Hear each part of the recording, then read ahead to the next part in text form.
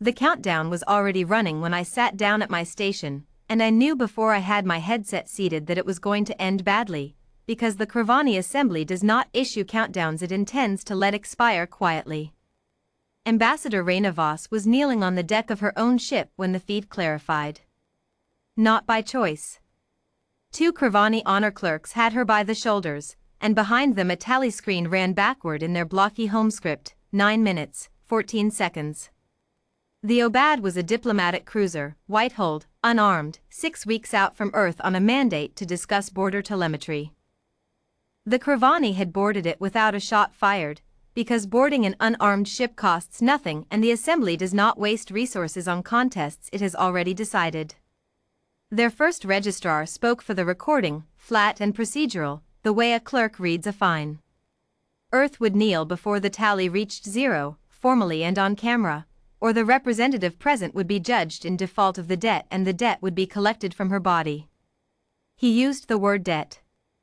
Not threat. Debt, as if humanity owed something for existing on a border the assembly had decided was theirs to audit. I had 8 minutes to get that translated, verified, and onto the flag bridge. I made it in 3. Fleet Admiral Ito did not raise his voice. He never did. He read the transcript once, looked at the tally still running in the corner of the display, and said, "Authenticate it again. I want to be certain before I move a single hull." We authenticated it twice. Voss's biometrics were live and matched on file. This was not theater built for our cameras. The clerks did not know we were watching at all.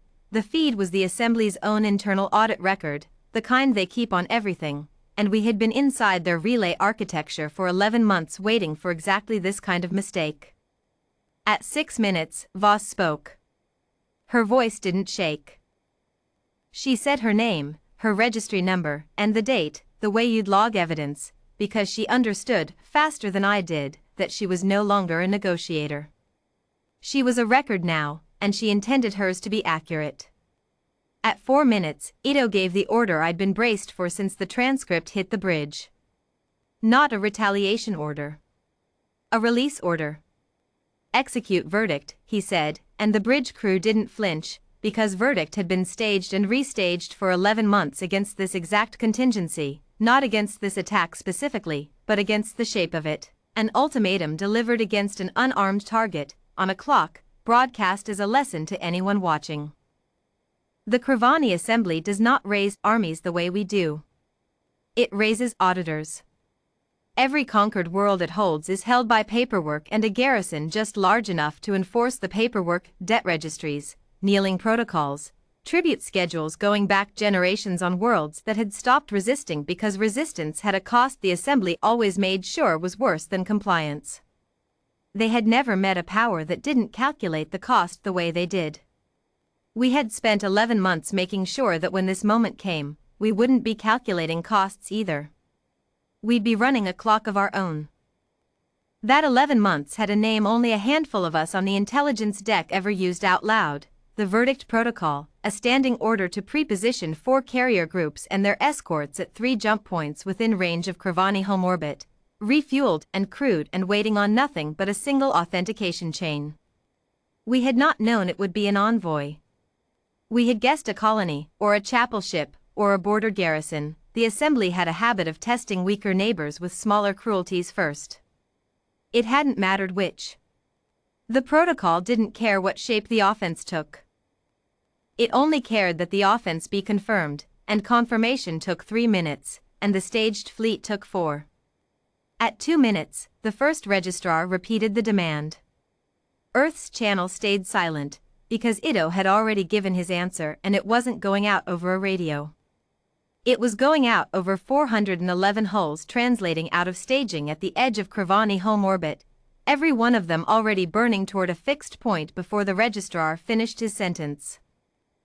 At 1 minute, Voss looked directly into the recorder, not at the clerks, at the lens, because she knew exactly who would eventually watch this, and said, "Tell them I wasn't afraid of the number." Then the honor clerks did what the tally demanded they do, and the feed cut to a still frame of 0, held there by the assembly's own systems as a kind of punctuation. I did not have time to grieve her properly. None of us did. That was the worst and most useful part of the job. The discipline ate the grief whole and turned it into work, and the work was already moving. The verdict fleet did not arrive as an avenging mob. It arrived as a schedule.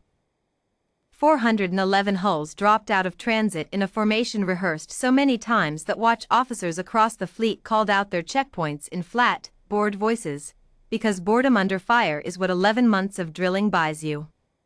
Carrier groups peeled toward the 3 orbital shipyards that built the Assembly's audit fleet. Strike wings went for the relay towers that broadcast every kneeling order to every garrisoned world. A single heavy cruiser, the Holloway, ran straight for the Hall of Tally, the chamber where every death the Assembly had ever invented was recorded and displayed, floor to ceiling, in their blocky, unforgiving script. Krevani Point Defense answered fast, faster than our projections, and we lost 2 frigates in the first 90 seconds, the Calder and the Anson Reeve, 41 names I would spend the next year learning by heart. But the Assembly had built its entire defense doctrine around a slow, deliberate enemy that respected their countdowns, that would negotiate, that would calculate the cost the way they always had. We weren't running their math. We were running ours, and ours had a 4-minute clock on it, set the instant Ito gave the order, because that was how long Voss had been given before the count reached her, and none of us had said it aloud, but every targeting officer on every ship had the same number burned into their board. At 3 minutes 40, the relay towers went dark, all 6 at once, severing the Assembly's ability to broadcast another kneeling order to any world watching this one. At 3 minutes 10, a second wave of strike craft peeled off toward the garrison stations, ringing the audit worlds in that system, not to take them, only to cripple the tender ships that ran tribute collection on a fixed schedule, the same kind of schedule that had given the Assembly 9 minutes to decide a woman's life was worth less than a number. Every tender that didn't surrender its transponder code in the first 10 seconds took a single disabling strike and nothing more. We were not there to repeat what they'd done. Ito had said that twice in the planning sessions, and the strike wings flew it that way exactly. At 2 minutes 10, the shipyards stopped being shipyards. At 40 seconds, the Holloway put a single precision strike through the dome of the Hall of Tally, not to kill. The chamber was evacuated. We'd confirmed it twice, because Ito had been explicit that this was not a massacre, but to collapse every debt record the Assembly had ever displayed into structural rubble, so that the worlds who'd spent generations kneeling under those numbers would never again have to look at them. At 4 minutes and 6 seconds, Krevani home orbit went quiet, and it stayed quiet, because there was nothing left in range capable of arguing. We did kneel, in the end, in our own way. Ito stood on the flag bridge afterward. In front of the cameras the Assembly's own monitoring drones were still recording, and read Voss's name and registry number aloud, slowly, the way she had read them into her own death. Then he read the names of the 41 we'd lost. He did not read a threat. He did not read a demand. He said only that Earth did not run on the Assembly's clock, that the next ultimatum delivered against an unarmed ship anywhere in human space would be answered in less time than the last one, and that the Assembly was welcome to test the number again whenever it liked. Nobody tested it again. 3 years on, the Krevani audit worlds we'd freed in the breach still mark the date in their own calendars, not as a holiday. There was nothing to celebrate in 41 names and an envoy's last sentence, but as a fixed point, the day the tally finally ran the other way. I keep Voss's transcript in my own personal log, not the official one. Just the line. Tell them I wasn't afraid of the number. I wasn't either, by the time we were done.